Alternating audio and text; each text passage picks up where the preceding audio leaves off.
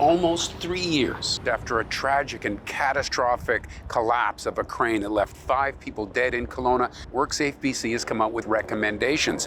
And the mother of one of the victims who was working on that crane is disappointed. Why? Because instead of having concrete changes in place to be implemented right away, the recommendations talk about reviewing things like training and exploring things like an employer's responsibility. Again, instead of having concrete changes in place and ready to be implemented today.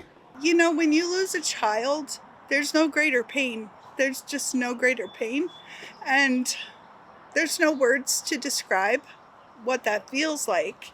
And to not have answers almost 3 years later, and to read what WorkSafeBC released today, it's discouraging as a parent who's still waiting, to find out what happened on that site.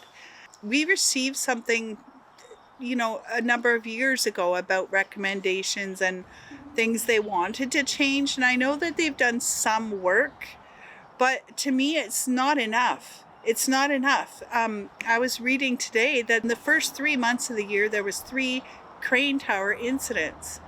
And it's not acceptable. It's just the time is so slow and it's not acceptable in my view. And I'm grateful for WorkSafeBC. Don't get me wrong there, but it's not enough. And I think the target area needs to go from the head down. We can change all the certification, the requirements, safety requirements, and all those things. But if our safety culture is that to just shove safety off to the side, which it is, it's never going to change. We can certify and recommend and do all these things, but if there's no implication on the management, then the safety culture is never going to change. And I know for my son, he experienced a great deal of bullying on the site, and I call it bullying. You could call it safety culture, but that ought not to be. He was new in the industry and pointing out safety infractions to his bosses, essentially. And I'm not pointing a finger at any company.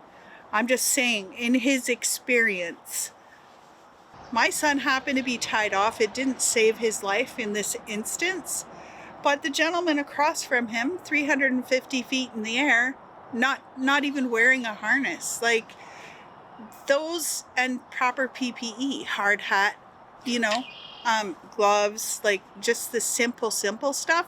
If that's not being adhered to, then what else is being missed? And that's the question that I ask myself almost every day.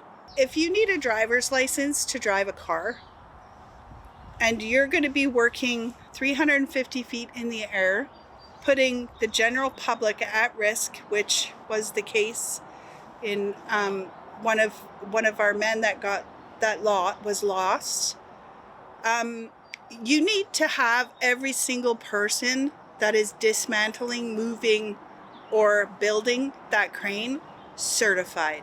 They need to have a ticket to say, hey, I know what I'm doing.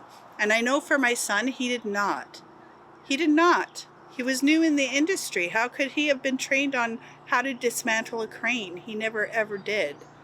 So, and the sad part is that he'd actually left that company, and that was his first day back. They called him and asked him to come and help dismantle the crane.